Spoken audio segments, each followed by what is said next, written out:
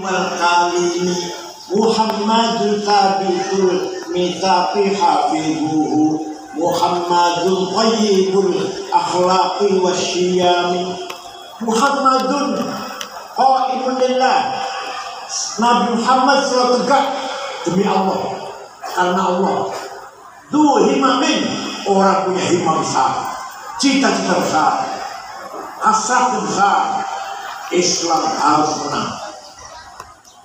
Shadidul aqwal, Nabi Muhammad orang jujur ucapannya, tidak pernah bohong. Banyak pernah bohong? Panjenengan pernah bohong? Sifatnya Nabi yang wajib berapa? Nomor satu jujur, nomor satu sidik. Ada ngomong yang wajib sidik itu Nabi, kalau saya bukan. Jadi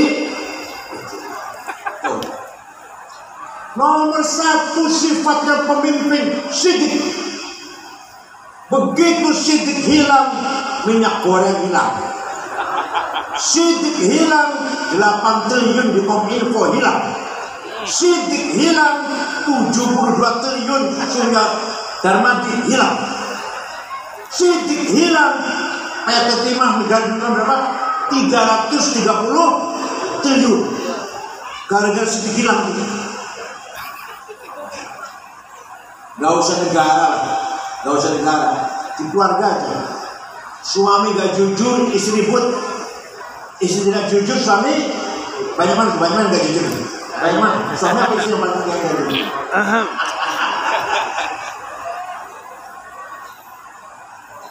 Jadi Masya Allah, Muhammadun Shadiqul Aqwali wal Kalimi.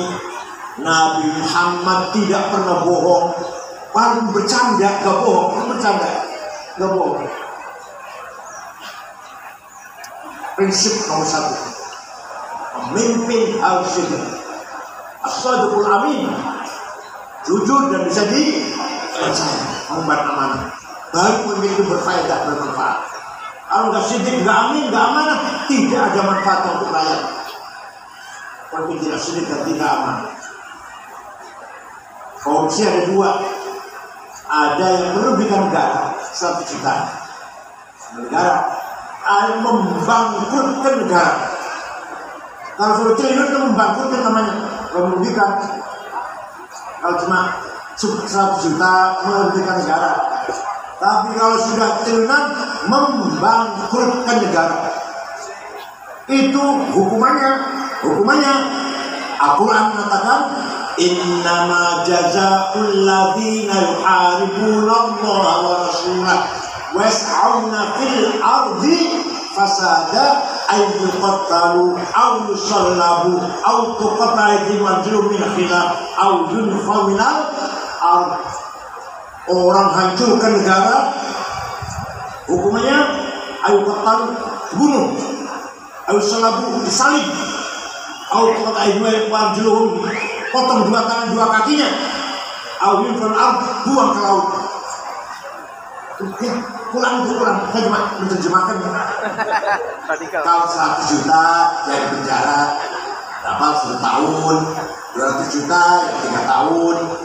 Tapi kalau sampai 300 triliun, Quran mengatakan was'auna fil ardi fasada, menghancurkan kehidupan dan menghancurkan negara, ekonomi negara.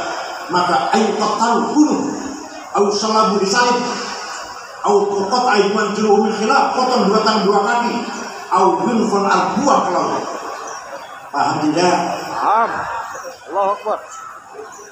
Di Jepang agamanya bukan Islam, bukan Katolik, bukan Kristen, bukan Hindu, bukan Buddha. Agamanya namanya Shinto, agama lokal ini. Tapi pejabat tidak ada korupsi di Jepang. Bukan takut neraka, gak neraka. Jangan neraka itu apa? Jepang itu malu. Kalau ketahuan malu, saya malu, istri malu, anak malu, keluarga malu. Orang Jepang di Tokyo tidak ada polisi yang lintas. Semua supir bawa mobil tertib sendiri-sendiri. Malu kalau melanggar hukum. Tidak ada polisi mengawasi kebersihan, tapi bersih banget. Jalan puntung rokok satu yang nggak ada.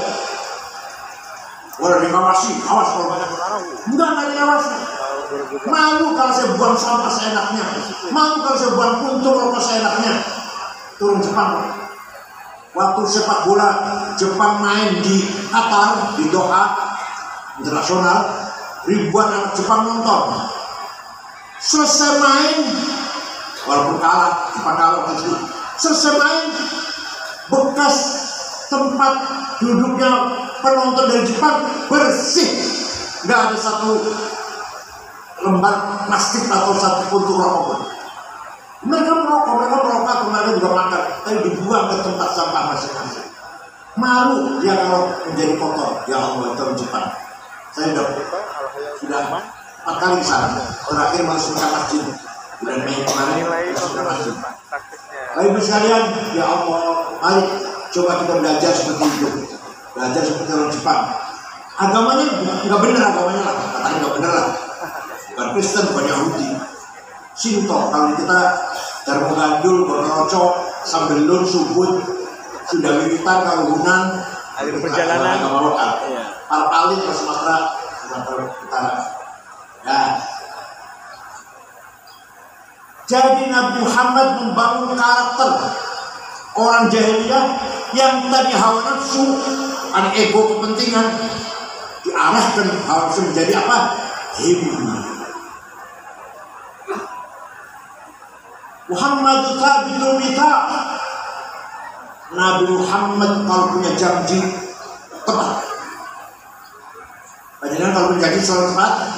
Ada. Utang uang janjinya 2 minggu, 2 tahun, itu belum dibayar itu. Pinjam uang bilang 2 minggu, baru bayar selesai 2 tahun. Nabi Muhammad orang thabitul mita, kalau janji tepat. Tayyibul akhlaq wa syiyam, mulia akhlaknya. Saya pernah pergi ke negara Mali, Afrika Barat, 6 ormas, Ahmadiyah, PUI, PRT, Masriyah, Al-Isan. Dari sini Dubai, Aljazair, Tembakto, kota Tembakto namanya, Mali. Di kota Mali, Bu, tidak ada rumah dikunci pintunya, tidak ada rumah ditutup jendelanya, sepeda motor ditinggal di halaman, kuncinya masih gantung. Kira-kira di sini gimana kira-kira? Aman kan? Aman kan? Apa coba nanti malam ya? Nyoba nanti malam ya. Sepeda motor kamu gak usah masuk rumah, kunci biar tinggal aja. Udah nyoba semalam. Itu namanya akhlak. Saya pernah kejadian lagi ke Australia tahun 2011. Setengah bulan di Australia, selama sana sini lah beberapa kota, Melbourne, Canberra, Adelaide, Brisbane. Terakhir selama di Sydney, di kota. Besok pulang ke Jakarta. Hari ini pada zuhur ceramah sampai asar di masjid besar, Jakarta gereja di masjid. Selesai ceramah, beli oleh-oleh, cari oleh-oleh, celana, kaos, lagi gantungan kunci, kipas, kenang-kenangan. Dapat 2 kardus, bawa ke hotel, beresin, dipakin. Ternyata HP saya hilang, nggak ada HP, lupa di mana itu. Saya cari-cari nggak ada, bilang sudah, besok pulang Jakarta beli lagi lah. Jam 9:30 mau tidur, ada orang ketok pintu. Saya buka, pegawai hotel, dan ada orang laki-laki satu bawa HP saya. Ini bapak HP-nya ketinggalan di toko saya. Kira-kira HP kalau ketinggalan di Jatimulyo di warung, aman. Utuh. Itu namanya akhlak. Akhlak namanya, bukan agama, bukan. Akhlak. Orang Lampung agamanya Islam bagus semuanya, NU Ahlussunnah wal Jamaah semua. Akhlaknya yang kadang-kadang belum beres. Apalagi ada teroris mengatasnamakan Islam, merencanakan membunuh orang kebom, itu bertentangan dengan Islam itu sendiri, bikin jelek nama Islam, menghancurkan nama Islam. Di Banjar ya, Banjar Lampung ya, ya, nama Islam, pesantren namanya Ulil Albab. Ulil Albab namanya pesantrennya. Ya, bukan. MUI tadi kan? Oh, MUI itu, sebut. Ada. Terus ada. Ada. Bukan itu. Baroja, namanya Baroja, Arab. Orangnya, ya. Kalau di mana-mana ada Pak, terus. Banten Imam Samudra, Cirebon Saifuddin, Saifuddin, Tegal Muhammad Ali, Pemalang Umar Patek, Lamongan Amrozil, Gubernur Ali Pran Mukhlas, Kendal Dulmatin, mana lagi? Matin Samudra. Walhasil mereka dengan mengatasnamakan Islam tapi melakukan hal yang dilarang oleh Islam. Wala tasubbul ladzina yad'una min dunillah fayasubbullaha adwan bighairi ilm kadzalika zayyana likulli ummatin 'amalahum thumma ila rabbihim marji'uhum ayunabbi'uhum bima kanu ya'malun. Apa artinya? Wala tasubbul ladzina min dunillah, kamu jangan mencaci maki orang yang tidak menyembah Allah. Coba Quran, Allah mulia banget ajaran Quran. Wala tasubbul ladzina min dunillah, kamu jangan caci maki orang yang tidak menyembah Allah. Nyembah batu, nyembah salib, nyembah, jangan caci maki.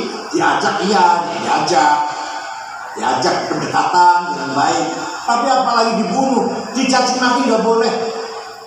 Wala tasubbul ladzina min dunillah. Surat 6 ayat 108. Kenapa? Karena mereka punya harga diri, mereka punya kebanggaan. Kebanggaan mereka jangan dilecehkan, nanti terjadi hal yang tidak baik. Kadzalika zayyana likulli ummatin 'amalahum. Setiap kelompok punya kebanggaannya masing-masing, agamanya, bahasanya, tradisinya, adat istiadatnya, tidak boleh kita lecehkan. Orang Lampung nggak boleh menghina orang Jawa, yang Jawa boleh menghina orang Bali. Ayo aku saya semuanya. Man qatala dhimmiyan fa ana khasmuhu yaumal qiyamah. Wa man kuntu khasmahu yaumal qiyamah falam yashumma raihata jannah. Kata Rasulullah, barang siapa membunuh non muslim, barang siapa membunuh non muslim, nanti di akhirat berhadapan dengan saya. Barang siapa berhadapan dengan saya tidak akan masuk surga. Membunuh siapa? Membunuh non muslim. Apalagi membunuh sesama Islam. Afghanistan, agamanya 100% muslim, 97% ahli sunnah, 3% syiah, terdiri dari 7 suku. Kita 400 lebih suku kita. Indonesia 400 lebih suku ini. Afghanistan yang 7. Perang saudara sudah 40 tahun. Bom meledak di mana-mana, di jalan, di madrasah, di rumah sakit, di masjid, di Jumatan. Di Maulid Nabi, gak ke Maulid Nabi. Tahun kemarin Jumatan dibom, yang mati 800 lebih. Maulid Nabi dibom, 90 yang mati. Presidennya Burhanuddin Rabbani hafal Quran. Presidennya hafal Quran, keluar Al-Azhar Mesir, dibunuh. Antek Amerika, kafir, katanya bunuh. Burhanuddin Rabbani presidennya. Ada perempuan nyanyi, dibunuh. Perempuan haram nyanyi. Oh, jadi nyanyi haram, membunuh nggak haram. Afghanistan, agamanya Islam, agama jamaah Amerika. Satu orang pun tidak ada non muslim. Satunya nggak ada non muslim, semua. Itu Afghanistan. Mudah-mudahan di Indonesia, insya Allah selama ada Nahdlatul Ulama, karena ilmu punya prinsip hubbul watan dan iman, Nasionalisme bagian dari iman. Prinsip NU itu. Nasionalisme bagian dari iman. Anda nasionalis harus bertuhan, beriman. Anda bertuhan beragama harus nasionalis, mencintai tanah air ini. Alhamdulillah Indonesia tidak seperti Timur Tengah. Kemarin pilpres atau pemilu tegang sudah selesai sudah. Peralihan dari Orde Baru ke Orde Reformasi. Ada korban, ada korban, ada bakar-bakar, ada Jakarta di Surabaya, ada. Tapi 6 bulan selesai. Kalau di Timur Tengah, Afghanistan 40 tahun sudah. Di Irak belum selesai. Suriah terus menerus. Di kita peralihan dari Pak Harto ke Orde Reformasi, korban ada korban bakar-bakar ada. Mau dibakari di Pasar Minggu, di Selipi, di Klender, korban banyak. Tapi 6 bulan selesai. Alhamdulillah kita masih mempunyai rasa hubbul watan minal, masih menjaga keselamatan kebutuhan bangsa ini. Yang sampai diadu domba. Nah, yang kedua, nafsu syahwatiyah. Nafsu apa? Kalau tadi hudubiyah, sekarang nafsu syahwatiyah. Setiap manusia punya nafsu syahwatiyah. Saya harus kaya, makan enak, rumah bagus, mobil banyak, uang banyak, istri cantik. Banyak nih. Tidak nafsu apa? Nafsu syahwat. Tapi kalau niatnya bagus, caranya benar, tujuannya ta'ala, saya kaya. Kalau saya kaya pesantren saya bantu, anak-anak cerdas saya sekolahkan semuanya. Yang gak mampu itu, fakir miskin saya bantu. Akan saya bersama pemerintah bekerjasama menghilangkan kemiskinan. Kalau saya kaya, saya mau umrah. Berarti niatnya bagus kan? Programnya bagus. Nah, niatnya juga tujuannya lillahi ta'ala. Maka orang seperti ini, nafsu syahwatnya ganti namanya. Apa namanya? Azimah. Apa namanya? Kalau tadi apa namanya? Tadi apa? Himmah. Sekarang azimah. Ala qadri ahli al-azmi ta'til azaim wa ta'ti ala qadri al-kiramil makarim. Kemuliaan, kesuksesan tergantung azimah kita. Azimah kita besar, insya Allah berhasil. Wal yakhshal ladzina law taraku min khalfihim dzurriyyatan dhi'afan khafu 'alaihim falyattaqullaha wal yaqulu qawlan sadida. Jangan sampai kita mati, kamu mati, kata Al-Quran. Jangan sampai kamu meninggal dunia meninggalkan anak cucu dzurriyyah yang larat. Usahakan kamu mati meninggalkan harta warisan yang mensejahterakan anak cucu. Perintah Quran nih Pak. Perintah Quran. Berarti kita harus apa? Harus kaya. Walaqad katabna fi zaburi min ba'di dzikr annal arda yarithuha ibadiyas shalihun. Saya tetapkan bahwa kekayaan bumi ini untuk hamba-hambaku yang soleh, yang beribadah, yang soleh. Nikel, batu bara, mangan, granit, boksit, emas, berlian, uranium, Indonesia semua coba, aluminium, timah, untuk hamba-hambaku yang soleh. Saya cari orang Lampung nggak ada, orang Indonesia. 50 orang kaya Indonesia ini nomor 1 Prayogo Pangestu 1150 triliun. Nomor 2 Budi Hartono yang punya Bank BCA, punya Kojarum 900 triliun. Nomor 3 Antoni Salim 700 triliun. Nomor 6 orang Islam Khairul Tanjung yang punya Bank Mega. Nomor 39 Haji Rashid. Nomor 40 Muhammad Bayu yang punya taksi Bluebird. Nggak ada saja namanya Pak Solikin, Jumadi, Madrais, nggak ada. Adanya namanya Prayogo Pangestu, Eka Cipta, Budi Hartono, Antoni Salim, si Gamek itu namanya dia kayak saya cari Jumadi, Solikin, Madrais nggak ada. Pada Quran mengatakan kekayaan bumi ini untuk hamba-hamba yang soleh. Oleh karena itu ayo kita harus semangat cari duit, kerja keras. Paham betul, paham betul?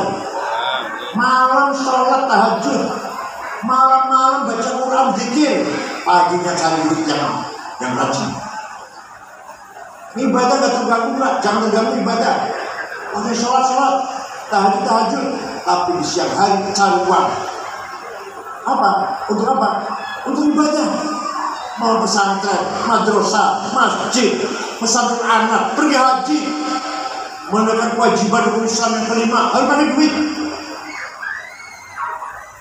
Menolong fakir miskin, menghormati tamu, ya Allah, semua pakai duit. Maka orang Islam harus kaya. Sayyidina Utsman bin Affan, siapa? Sayyidina Utsman bin Affan, sahabat kaya, pernah sedekah gandum diangkut 700 onta. Berapa kalung? Gak dihitung berapa kalung itu. Yang jelas gandum diangkut 700. Itu Sayyidina Utsman. Syekh Abdul Qadir Jailani, orang Baghdad, suatu hari pergi ke Mesir, ziarah kuburnya Imam Syafi'i di dusun Fustat, Kairo. Melihat masyarakat sekitar kuburan Imam Syafi'i melarat-melarat, gak punya rumah. Syekh Abdul Qadir Jailani beli tanah 10 hektar, diwakafkan, dihibahkan untuk masyarakat sekitar kuburan Imam Syafi'i. Sampai sekarang rusun Matika ada tulisan Auqaf Syekh Abdul Qadir Jailani. Syekh Abdul Qadir itu wali kaya dermawan. Panjenengan wali bukan? Kaya tidak?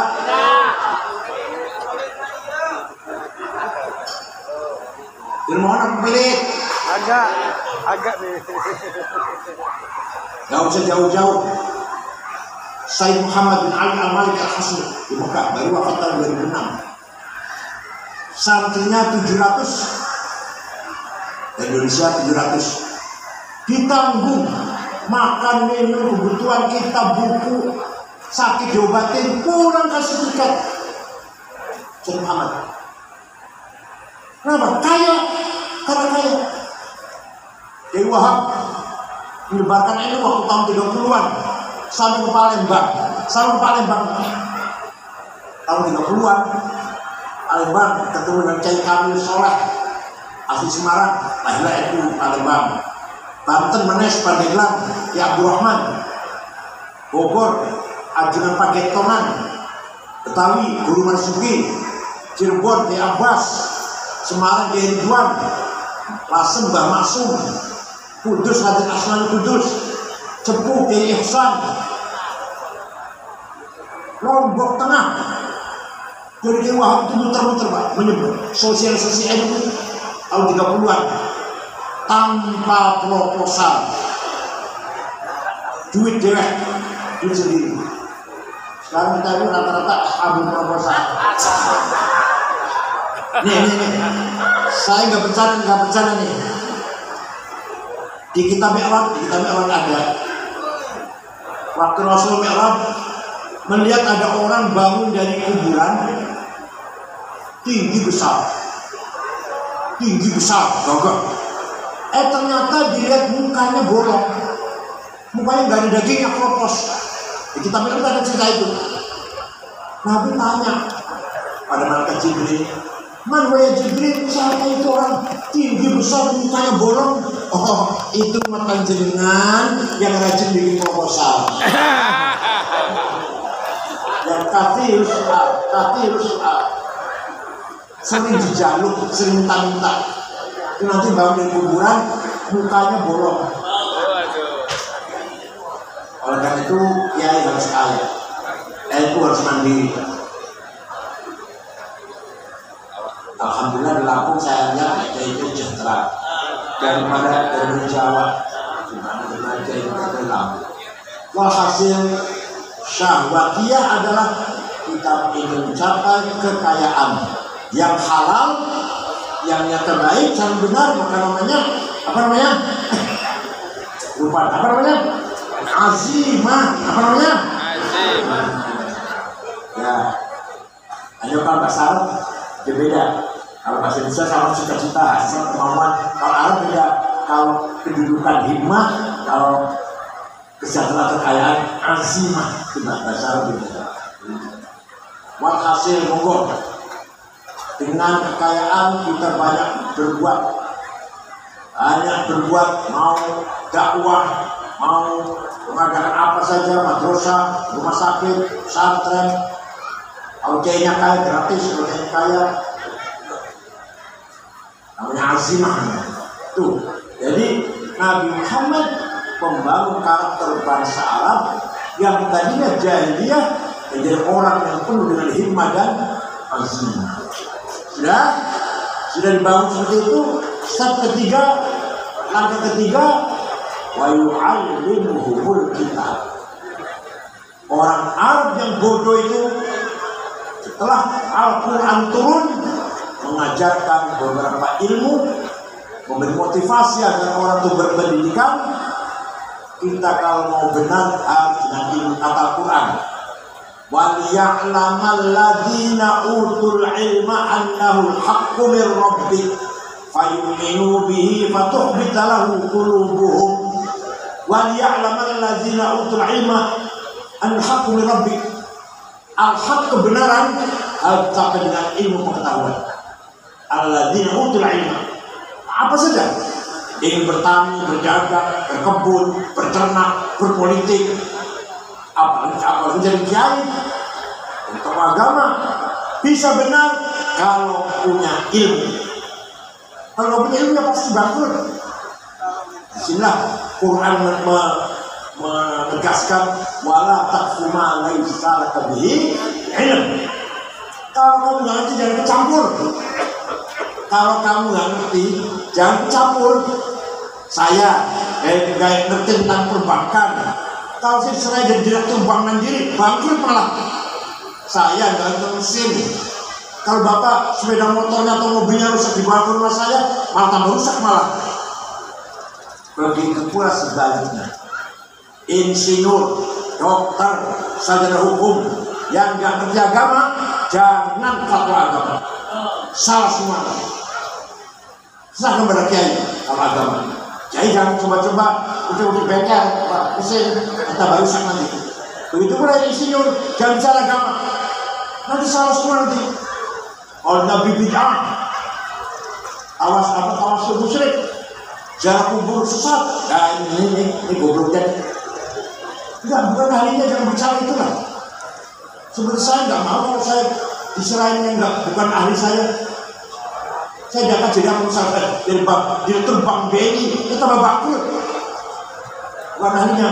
Wala taqfu ma laisa laka bihi ilm. Quran itu kamu jangan campur kalau kamu nggak ngerti. Paham ya? Wa yu'allimuhumul kitab. Maka Islam mendorong, memberi motivasi agar umatnya benar berdasarkan ilmiah, berdasarkan logika rasional, ya, teori-teori ilmiah. Maka muncullah orang alim yang tadi buta huruf, beberapa ulama yang pinter-pinter, ahli tafsir At-Tabari, ahli hadis Bukhari, Muslim, Abu Dawud dan seterusnya, ahli grammar Imam Sibawayh, ahli balaghah kesusastraan Imam Amr bin Ubaid, ilmu kalam teologi Wasil bin Atha, dokter Ibnu Sina, filosof Al-Farabi Al-Kindi. Ya Allah, orang pertama kali menciptakan kacamata Hasan bin Haytham. Orang pertama kali membuat alat navigasi, boslah mencari mana barat, mana timur, mana utara, mana selatan, sekarang navigasi. Pertama kali bikin adalah Ahmad bin Majid namanya. Orang pertama kali meneliti peredaran darah dalam tubuh manusia, Abdul bin Nafis. Orang pertama kali meneliti planet tata surya sana, Ibnu Hawqal. Ya Allah, dulu ilmu itu harus pertama kali. Yang pertama kali mencoba terbang niru burung. Saya begini, kakinya begitu. Abbas bin Farnas terbang sekali sukses, 2 kali, 4 kali, 5 kali terlalu lama di udara, jatuh mati. Tapi dia pertama kali orang terbang, orang Islam. Tetap dengan Al-Quran, wa yu'allimuhumul kitab. Yang terakhir, wal hikmah, wisdom, kearifan. Al-Quran, agama Islam mendorong kita semua beriman, beramal, berakhlak, berilmu, dan hatinya bijak, arif, punya nur, punya cahaya. Contoh yang gampang, contohnya Gus Dur, itu gampang. Baru kita dioperasi, syaratnya awalnya dioperasi. Di kamar itu ada 5 orang. Saya, Pak Muhammad Iskandar, Pak Syukur Yusuf, Menteri Koperasi Cakrawijaya, Ketua Golkar Jawa Tengah, Haji Wisnu namanya. Bicara pelan-pelan. Tiba-tiba Gus Dur duduk, ngomong gini, mengko aku jadi presiden. Saya nanti akan jadi presiden. Ini 5 orang kita, 5 orang kaget. Ini Gus Dur udah konsep ini. Udah gak waras nih. Ayo siapa yang kasih tahu? Siapa yang ngasih tahu Gus Dur mau jadi presiden? Kiai, Ustaz. Nur Mubashir yang dibuat awakal dengan yasa. Daya illumination. Saya yang memancar dari Allah kepada makhluknya yang dia pegang. Nah, pagi-pagi jalan-jalan, jogging, berat badan, olahraga. Mampir ke rumah saya jam 8:30. Dapat saya putih, minta roti tawar, AC saya buka, duduk, tidur, ngorok lah, nyenyak tidurnya. 20 menit bangun, Kang Said bungkus sampeyan nek wis umur 6 tahun, kalau ente sudah umur 56 tahun, jadi ketua PBNU. Betul. Saya di Makassar tahun 2010 terpilih ketua umum, umur saya 56. Dari mana musuh? Pernah lagi? Wah, kalau saya musuh banyak sekali. Ada seminar di Gedung Pustaka Nasional. Temanya mengenang jasa Jenderal Simatupang. Jadi mengenang jasa Jenderal almarhum Jenderal Simatupang. Narasumber 4, 2 Islam, Gus Dur dan Pak Rudini, antara 3 Rudini jadi Rudini. Yang 2 Katolik, Romo Muji Sutrisno dan Yakub Utomo yang punya Kompas. Gus Dur datang terlambat, duduk di bawah. Orang 3 udah di atas di panggung. Gus Dur tidur. Malah ketika Gus Dur dipersilahkan, saya bangunkan. Gus panjenengan Gus. Nah, omongannya orang 3 dikomentari semua. Padahal tidur nyenyak badan. Tadi kata Pak Udini bilang begini. Tadi Romo Muji Sutrisno bilang begini. Kalau setuju ya didukung, kalau tidak dia saya tidak sependapat. Kalau setuju ya benar itu. Orang 3 omongannya tinggal semua dia. Kalau yakin tidur, ngorok malah diukur, kemeringet malah. Naik itu dipanggil namanya dia pas tidur, saya bangunkan kok. Itu namanya Nurun Mubashir yang dimengelakal dengan jasa. Mudah-mudahan di Lampung ada jaya Sohibul Hikmah, bukan hanya ilmu, bukan hanya akhlak, lebih dari itu semua yaitu hatinya mendapatkan pencerahan langsung dari Allah, direct illumination from Allah.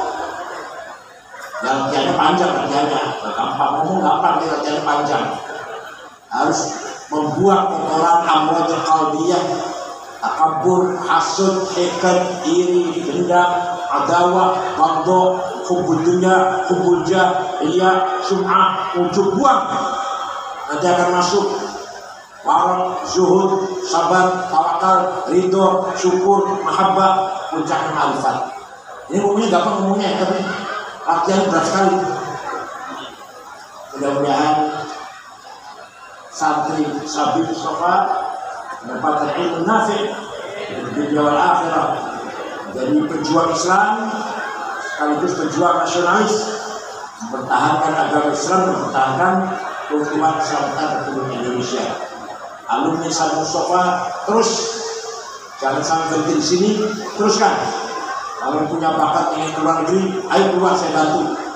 Timur Tengah, Maroko, Mesir, kalau keluar negeri Turki, kalau keluar Timur Tengah Turki, atau ke Cina RRC, saya bisa mengirim anak-anak kuliah di RRC, bisa saya mengirim sampai 13 orang. Jepang bisa, Australia bisa saya. Kalau negara Islam, Mesir, Tunis, Maroko, Turki bisa, Malaysia, monggo. Nanti alumni Said Mustafa cari pintar-pintar, mau kemana saya mau kemana. Itu beasiswa scholarship. Nanti akan ditanggung kalau berangkatnya sendiri, tapi sampai sana pun tanggung, insya Allah. Saya kira itu aja, ada manfaatnya.